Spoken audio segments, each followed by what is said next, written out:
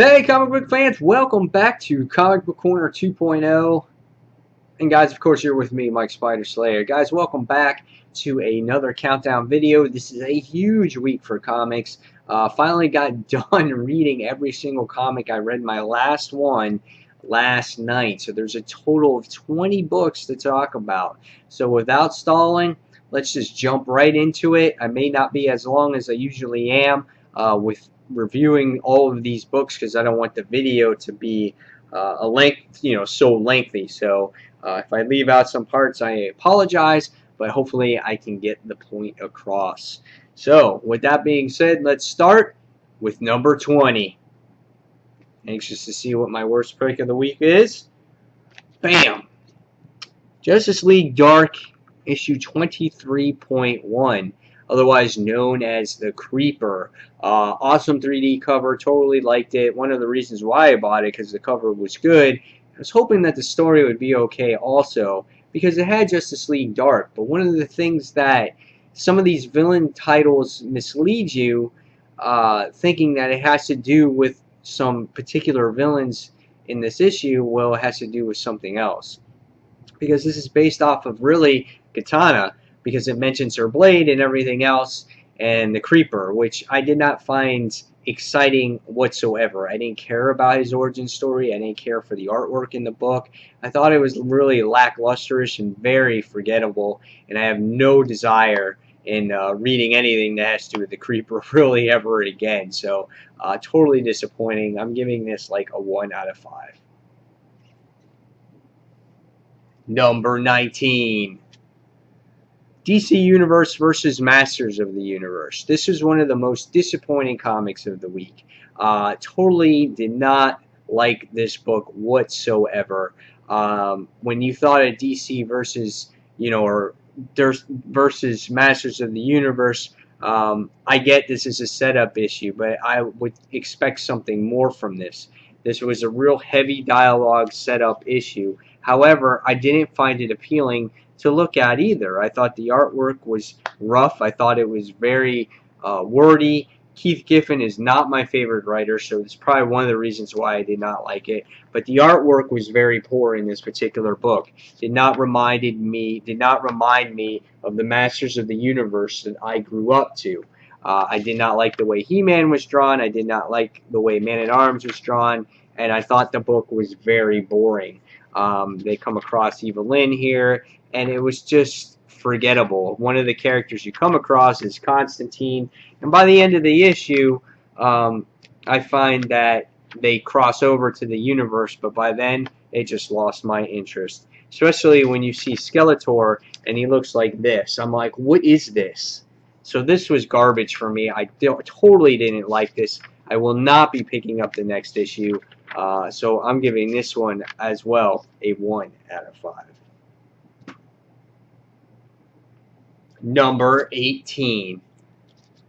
Batman issue number 23.1, otherwise known as the Joker issue number 1. Here is another one of our 3D covers, which was really cool. It was a nice cover to look at. I was totally interested to see what did the Joker story have to tell us. What don't we know about the Joker? And here I was hoping for a story about the Joker for that first year that he was in the DC universe, or the New 52. What did he do without that face? Where was he doing? Was he spying on Batman? Was he planning his moves? Maybe a different little side story. Instead, you get a story about a flippin' monkey in here that he's taking care of and winds up dying at the end of the issue. This was not interesting. This is not what I expected from one of the most notorious villains in the DC universe. The last thing I expected was a flippin' monkey. So I'm going to give this one a 2 out of 5. 2019-18. Number 17. Darkseid, issue number 1, otherwise known as Justice League, issue number 23.1. This had to do with Darkseid. Had to do with what he was before he was destroying all these gods, and how he became the Darkseid that he is today. And really, I thought that this issue as well, I found myself not really interested in anything that was going on. Our writer is Craig Pack here. He actually does the Batman and Superman book. And I found that this book really tied into that series instead of the Justice League series. This really had nothing to do with the Justice League. You showed a picture of Superman in here or whatnot. And I understand that most of these books are only about the villains um, and whatnot, but why is it in Justice League when it says that the story is to be continued in Batman and Superman in Earth 2? Why couldn't you put it in Earth 2 or put it in Batman Superman? So I didn't like it. I wasn't crazy about the story. I wasn't really interested because I don't like Batman and Superman story. I just found the characters in here just forgettable, and maybe some people might disagree with me on this, but I totally did not like this particular issue. Number 16, Venom issue number 40. This is the first, I think it was the first Marvel book that we're talking about today. And, you know, I kind of got a sour taste in my mouth right now about Venom, just for the fact being that the book is totally ending, and we get this Circle 4 stuff that's coming back again. We get another new artist on the book, which is so inconsistent about this series. It's the artists in here. And it looks like they just found somebody to say, you know what, we need you to finish up this book. Can we do it? And the guy's like signed a contract saying, all right, yeah, I'll do it. It opens up with weird, crazy pictures like this. You get to see ridiculous artwork with Flash and the way he looks. I tell you, when you had Tony Moore open up this series, and you're like, oh my God, how exciting can this be? But now it's like you're just getting anybody that can possibly draw. And you get Mania, who looks like this, and she's, you know, just sitting there threatening, not really threatening Flash Thompson, but she's real antsy about getting revenge on her dad, or um, her dad being killed and whatnot. And we get to see Mania go out and cause mayhem, and we find out a secret that Venom is no longer part of that Circle of Four. He lost that insignia. He's no longer the inner beast. It's Mania here. And I was like, okay, whatever. And Hellstrom is in all this. I didn't like this book either. I was just like, oh my God, come on. This is the way we're going to end the series, is we're going to end it with the Circle of Four. Ridiculous. I did not enjoy this either. And then I gave this one a 2 out of 5. Alright, so we're on. Sorry I didn't write this down. Number 15. Superior Foes of Spider-Man, issue number 3. First 2 issues of this series were actually really good. And this last one ended up as Mach, who was it? Mach 7, Mach 5. One of the guys, the original Beetle, who's kind of like the parole officer for Boomerang in this issue. The one thing, though, I didn't like about this particular issue is we go into this whole backstory of Silvermane. And if you guys are not familiar with Silvermane, well, he's this mobster, that he's this old man he was looked up to. He is, you know, he became this cyborg and whatnot. But they go into this big, huge story about him and his head, and I'm just like, oh my God. And what I found about this issue, that it was exhausting to read. This was one of the most dialogue-heavy books that I have read in a very long time. And I'm just like, oh my God. You find out that Boomerang goes to Villas Anonymous, which was hysterical, and he finds himself, you know, talking to some hippo villain, and he winds up giving the guy a hug, and he says things like, this is like that scene in Fight Club where the main guy goes to the meeting and ends up getting smothered by a huggy dude with big sweaty man boobs. Except mine's a hippo. Big sweaty hippo boobs. I was just laughing. So the book throws in lots of crazy stuff in here. And it was alright. It was a decent read. But man, I was just so tired after reading this one. I had to take a break. So I'm going to give this one a 3 out of 5. Number 14. Batman Black and White issue number 1. I thought the artwork in this book, for the most part, was good. The cover was phenomenally drawn. I really liked this. I never read like the past issues of Black and White Batman, so I found myself, all right, well, what's this about? Because obviously the whole story in here is all black and white, which I found very cool.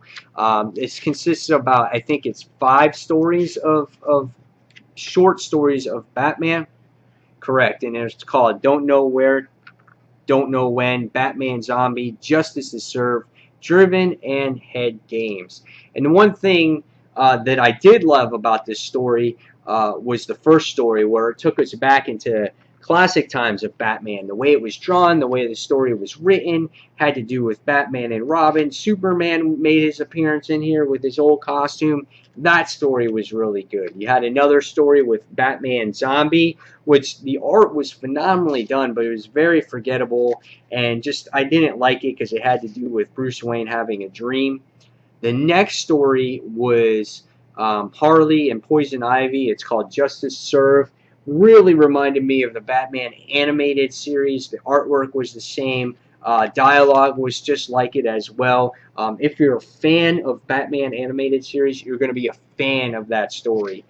Really great story here. Probably my favorite story out of all 5. The other 2 stories were very forgettable. Didn't like them at all, really. But the one thing I did like about this story is that, or the book otherwise, is it tells you a little bit about the authors and the drawers and everything like that. And I really like when a book goes out of your way to tell you about the specific people who wrote in the book. So I really enjoyed that aspect of it. But when you're paying $5 for a book, you kind of really want, you know, $5 worth of great stories in here, and I think they kind of missed it on that. For me, I thought the stories were, you know, maybe 2, maybe 3 out of 5 were good, but not all 5 were great, and that's what I was looking for here, and it did not deliver for me. So that's where I gave this book an average mark of a 3 out of 5. Next on the list is, I think we're on number 13. We'll see how it pans out. Was The Flash 23.1 Grodd, Villains book. Cover here is pretty cool. It's got Gorilla Grodd on there, you know, doing his thing. This book was pretty good too. I'm going to give it a 3 out of 5. It was good, but it wasn't great, just because we've seen Grodd pretty much want to take over the city, and he's sitting there pounding on his chest. He's like, "Wah!" He's freaking out. He's like, the humans and the apes can't get along, and he's flexing his muscles. He's part of this speed force. He's sitting there going, I'm more superior. He's like, I'm better than everybody else. And he's like, I've evolved, and I've grown to be better than everybody. And at the end of it, he just sits there and he's like, I'm bored, and he leaves. I'm like, okay, way to end. However, the artwork was done really well in here. This is a great book to look at. But the story for me was okay. It wasn't like the greatest story I ever read. You know, for me to get an impact on a story, it really's got to scratch beneath the surface of the character and go deep inside him, really move the reader. And I felt this was something that was very typical of Grodd. So that's why I gave this a average grade of 3 out of 5. Next, we have, let me do a quick count here, make sure I'm at the thing where I'm at.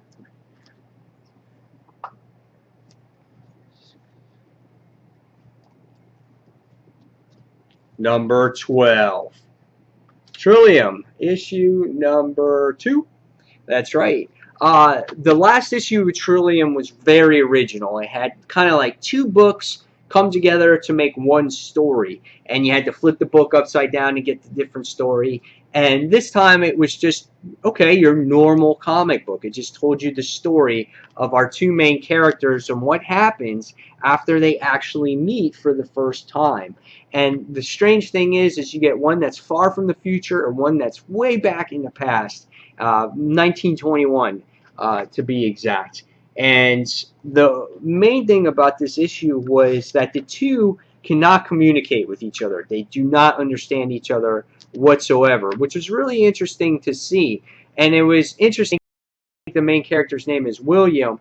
Really interesting to see how he's trying really hard to communicate to her and how to get her back and whatnot. And the only way we find that they wound up communicating with each other was that they had the Trillium flower outside the temple, and they wind up trying the Trillium, and they wind up seeing each other's, I guess, thoughts and whatnot.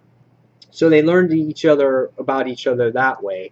And somehow our female character, I forgot her name, winds up going back in the temple, and William meets up with his brother again, and you really kind of don't see what, obviously it leaves you at that cliffhanger here.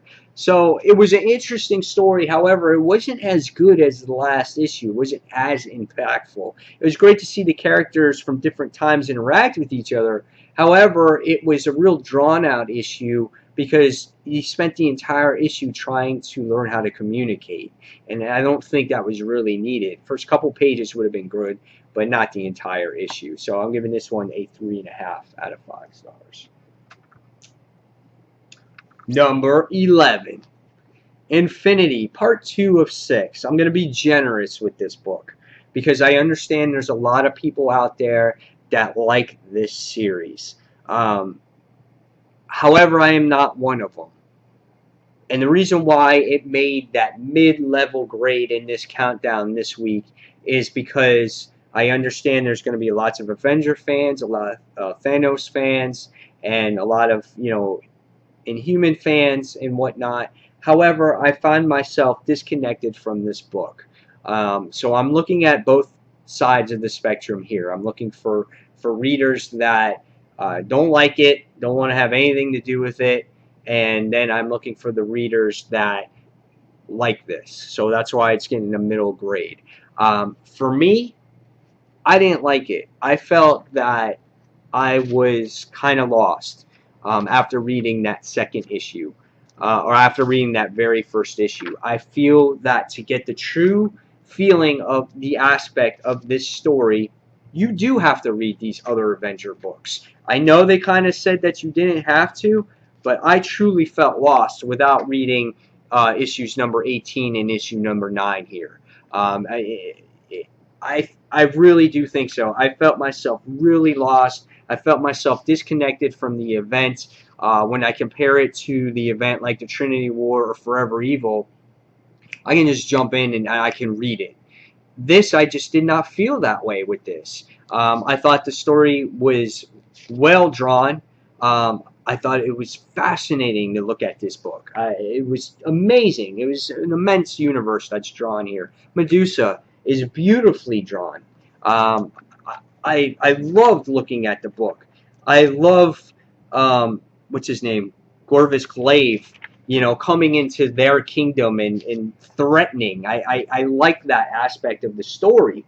However, I just did not feel connected to it. By the time I was done reading it, I wasn't like, oh my God, this is awesome. This is the best thing I have to read. I was like, well, it sounds interesting, but do I really want to invest any more in it if I'm not going to be reading all the other kind of like tie-ins in the book? So I can understand if you're an Avengers fan, Thanos fan, you're going to love this. However, I'm not a huge fan. I do like the Avengers, but I don't like Hickman's really run on the Avengers. So I'm kind of felt disconnected from the whole thing after reading this. So I'm just going to give it a 3 out of 5. So guys, leave the comments below what you think of my opinion on this. And don't hate me if I don't pick up the 3rd issue. Alright, so entering number 10, top 10. Batman Detective Comics issue 23.1, Poison Ivy. One of the first covers that I wanted because Poison Ivy was on here. Love the cover here. Truly enjoyed the artwork on the outside of the book.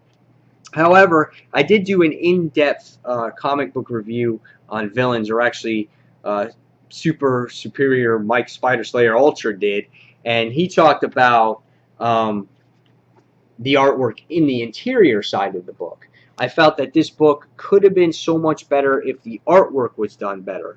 Javier Pena did a decent job, but not a great job. I feel that Poison Ivy is that character that needs to be seductive. She needs to be more sexy because that's her villain. That's who she is.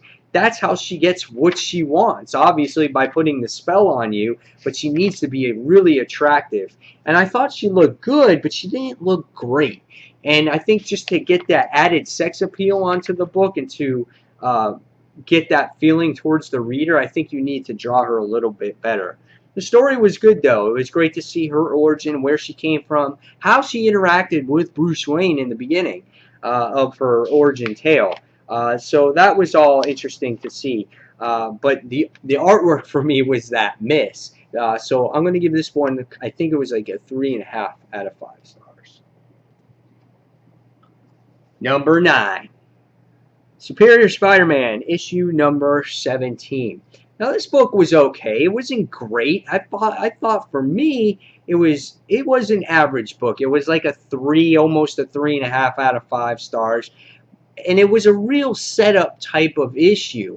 In this issue, you get to see Spider-Man 2099 for the first time in years. Now, the art here by Ryan Stegman is fantastic, but the story I felt needed to be more about Spider-Man 2099 because we haven't seen him for a while. So for readers that haven't read about him at all or haven't read about him in a long time, you want to sit here and know more about him.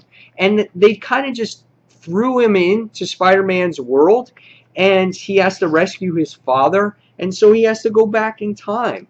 And the issue was very dialogue heavy. Lot of dialogue here. It almost got to a point where it was very boring. You do get to see Liz Allen, and you get to see Normie Osborn for the first time in a while.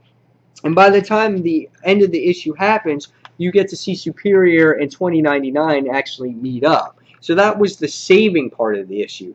Otherwise, if there was no action at all in this issue, we would have got a lot lower grade. But again, I thought this should have done more with Spider-Man 2099 in this particular issue. So I'm going to give it like 3.5 out of 5. Number 8. Let's make sure we are on number 8. 1, 2. That's right. Number 8. Cyborg Superman, issue 1, or otherwise known as Action Comics 23.1. Love the cover here. Great cover. Truly enjoyed the cover. Loves Superman, how he's back there, you know, being in kryptonite beams or whatever that is. But for me, for some reason, I really like this issue. I love the way Cyborg Superman is drawn here. I was interested in the pre-destruction of Krypton. I was interested to see how Jor-El and Zor-El got along with each other before the destruction of Krypton. And then I found myself infatuated with Zor-El on his origin, on how he became Cyborg Superman, and how Brainiac is the one that winds up putting him together. And then he has to go out and find the perfect species to carry on everything. I thought this was very interesting. The artwork was decent here. I liked the story between Zor-El and Kara, and I thought this was a good issue. I thought it was solid. I thought it was a solid villain issue. So I'm going to give this one a 3.5 out of 5. Number 7. Chew, issue number 36. You think it's the beginning of a new story arc, which it says Family Recipes Part 1 of 5, but just kidding, it's actually Space Cakes, which is the previous story arc, Part 4.5 out of 5. And the cover stays true to what it says. It says, she's back, folks, and it's Antonelle Chew, which is Agent Chew's sister. And it goes back in time before she was killed, right before she was killed, when Agent Chew was in his coma. And basically what happens here in this issue, you get to see this little side story of Agent Chew and Antonelle Chew's other sister. And they had to go on this mission and whatnot, which was really cool to see. And you know, again, this book throws in all these Easter eggs where it makes you want to reread the issue again. They always throw in Agent Polio, who goes across the world and goes against these crazy-ass Godzilla-like monsters, and you can see another page here, which is so funny. Each and every issue you see that, which was fun. This was a good issue. You got NASA coming in to save the day, flying in with guns and jetpacks, and you can see that here, torching the bad guys and using ray guns.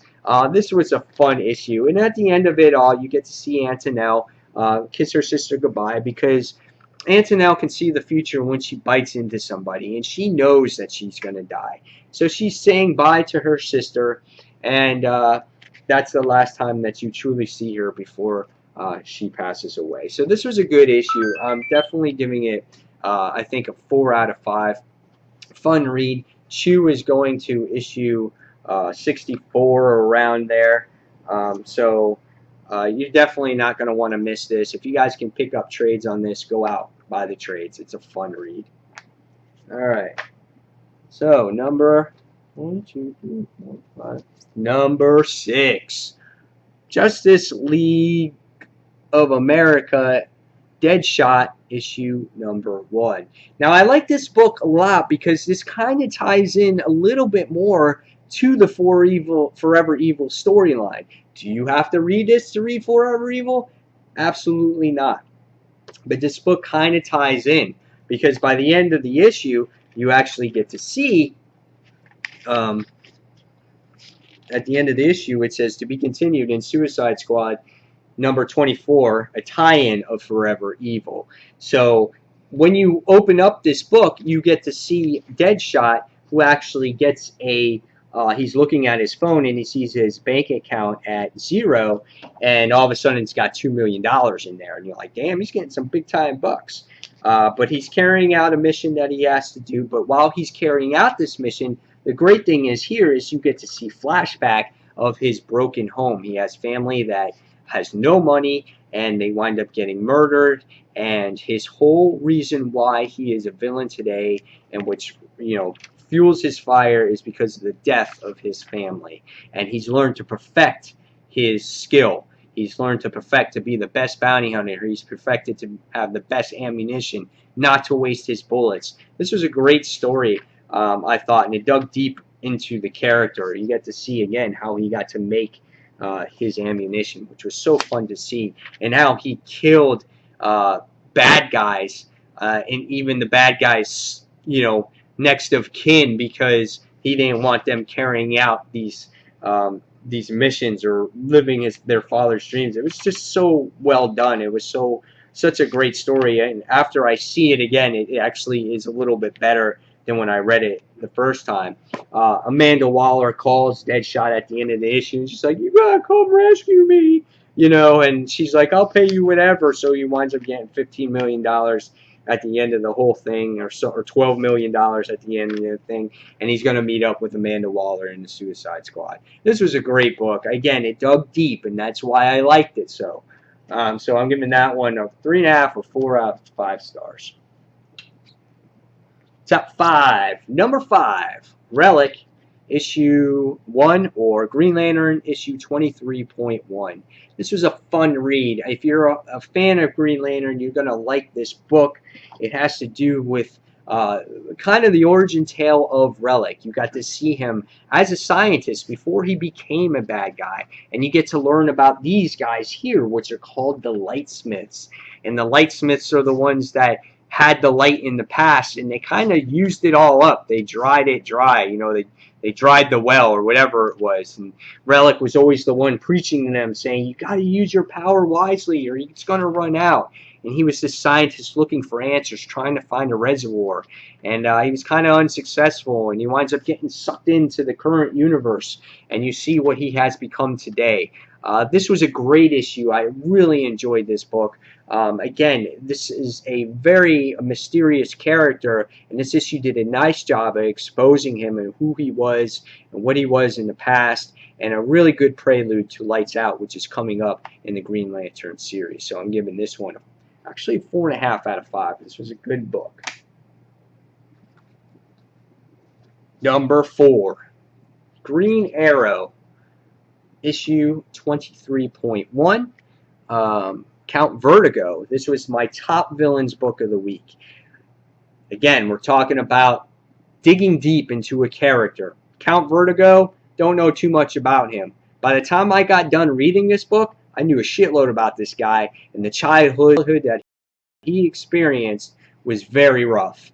He got sent in to become this, into this home or to this facility where they tested him, trying to make him into the super soldier. His mom was a crack whore, tried to do anything for money, so they basically sold him for money to do these experiments on him. The artwork in here was fantastic. It's the same artwork that you see in the regular, Green Arrow series. Very dark, very gory.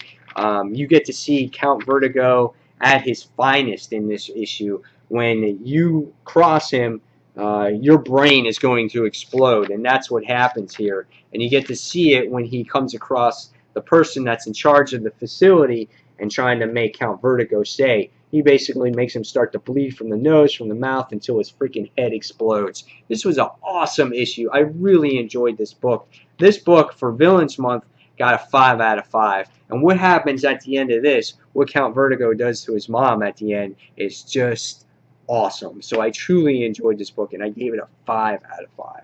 However, there's other books better than this. Top 3. Top 3. Number 3. All New X-Men, issue number 16, chapter 2. This book was great, and I was just totally surprised by the end of this book. At this point in the story, and I'm kind of going backwards here, but in this point in the story, you got to see the future X-Men. You got to see them at the beginning. And the best thing about this book was trying to figure out who everyone is. And when the book unfolds as you're reading it, is you get to learn about these characters. So you get to learn about the Old Man Beast, and you get to learn about Professor Xavier's grandfather or grandson or whatnot. You get to learn about the new Iceman or the old Iceman, and you get to learn how Deadpool, he's in the series, and you get to see Kitty Pryde as pretty much a grandma, and then you get to see who was the one girl? She's from the Runaways, Molly from the Runaways, and she's all big and buff, and she looks like she can kiss some ass. And the best part of this series, of this issue, was that part, getting to learn these characters. But then at the end, you get to see Jean Grey and Cyclops take off, and you're just like, oh man. But the one person that you didn't really get to know until the very end was the person in the mask. And you're like, who is this person in this mask? Who is this person? I thought it was a robot at first. Well, then the mask is revealed, and you wind up seeing that it's Jean Grey. And you're like, holy shit, it's Jean Grey. I didn't see that coming either. And you're just like, where is her role in all this thing? And I was just like, oh my god. And the artwork in here is just so great by, I never can say the guy's name, by Amananan, but it is so well done. I love this book. This was a 5 out of 5 for me also. This was an event that I totally, by the end of it, it's like, I gotta read the next issue. I gotta read the next issue. I love this book. I loved it. It was fantastic. Buy it if you haven't. Number 2. Battle of the Atom, Chapter 1. These guys go together. They're 5 out of stars. Both really great issues. This one here, it opens up with a battle between the X-Men from the past. They go out and they have to beat this, second-rate villain or this new mutant that popped up. But what happens is it becomes this Sentinel attack, and the Sentinels come out of everywhere, and they kind of find themselves shit out of luck here. They kind of can't really handle themselves. And then what happens is we wind up getting help from the Uncanny X-Men. So this was cool to see these two guys team up again, because we haven't seen that in a while now. And the crazy thing in here in this issue is that you wind up getting old Cyclops winds up freaking practically dead, and the whole panels start shifting and getting all blurred, and as a reader you're sitting there going, oh my god, this is all crazy, this is weird. But he winds up getting saved, which was amazing.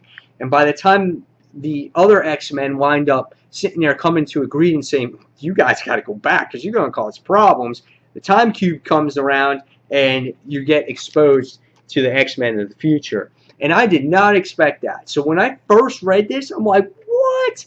And you know what would have been a little bit better was if they held off a week and made you guess a little bit, saying, who are these future X-Men? I would have loved to see that. I would have been like, oh my god. But I still wound up doing that anyway. I'm sitting there going, okay, the girl in the jumpsuit is this girl here. That's Kitty Pryde. I'm like, I can't make out who that is yet. And then I'm like, well, that's obviously Deadpool. I'm like, I have no idea who that character is. And I'm like, who's that? Because she's buff and she looks kind of hot. And I'm like, that's Beast with one freaking horn. And I'm like, obviously I overlooked Iceman at first because he's so big. I was like, oh my god, but that's crazy. And then at the end of the book, you get all these pinup pages, which was really awesome too. So I really enjoyed that. This was a great book, and it was totally unexpected. And this was a 5 out of 5. So I love this book. So the number 1 book of the week, and I actually gave this a lower grade than these other 2 books, but it is just so well written, and I really loved it. And it was Forever Evil, issue number 1. I thought story-wise, I thought this was the better book. The only reason really why I gave this a lower grade was because first, David Finch's art. I thought I wasn't used to the other art. I got so used to the other art from the Trinity War that going into this story, I was like, oh, wow, this is a little different. But after a few pages in, I did get into it, and I did wind up enjoying Finch's art here. It's a little dark. It's a little gloomy. I think it fits his art style.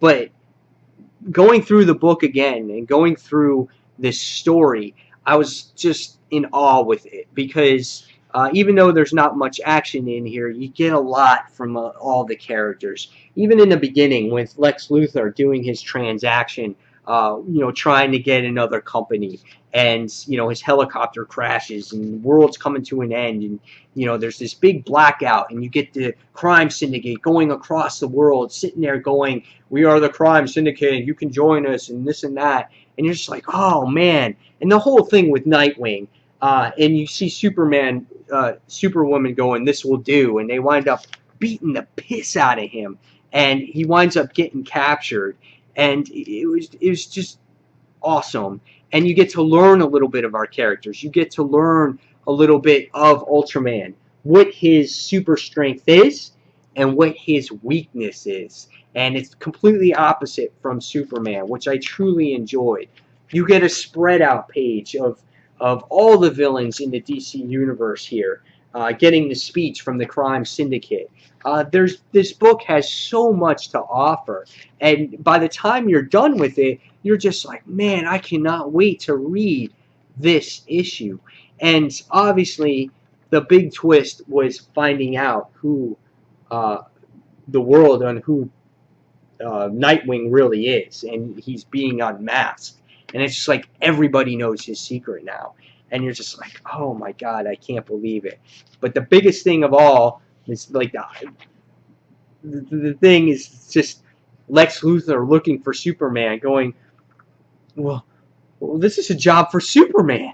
And he's like on his knees, and he's like, so where the hell is he? And it's just like, he's like, it's just like, he's your greatest, most competitive hero. He's your arch enemy, but yet in your deepest and darkest hour, you're crying for his help. Just so well done. Just such a well-written book. And the way it continues off, coming from the Trinity War, was really well done, too. It wasn't like right after. It was a little bit after the Trinity War. But this was such a well-written book. And for me, again, this is how a event is written, I think, in my opinion.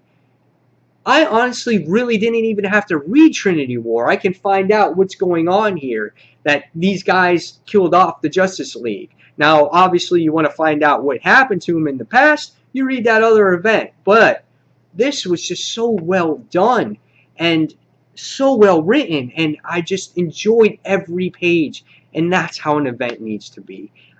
Really, really. And honestly, after rereading it and looking at it again, I'm going to give it a 5. I really, really am. You know, when I read the books, I read them one time in the beginning, and then I do an initial grade, and then after, when I do this countdown and go through the books again, I, go through them again, see what I liked about them, what I didn't like about it.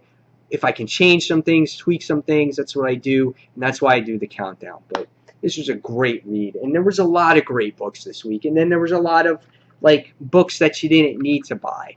And Villains Month overall, I thought, was a success. Was there some books that weren't that great? Yes. But when you get 52 villain books, you're not going to get all the best books. The biggest disappointment for me was the Joker villain book. The Creeper, wasn't really expecting that much out of it.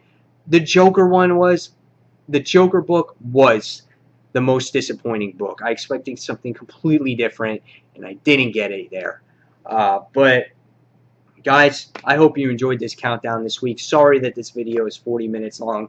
When you got 20 books to talking about, an average of 2 minutes per book or so, I guess it's going to happen. So, guys, as always, thank you for watching Comic Book Corner 2.0, and please, tonight, tune in to Dark Avenger Inc., 9 o'clock p.m. Eastern Standard Time. Check out the live podcast show on Google Plus that we have every week. We're going to be talking about a lot of villain stuff this week, so tune in there. And guys, thanks for watching again. As always, this is Mike Spider Slayer signing off, and take care.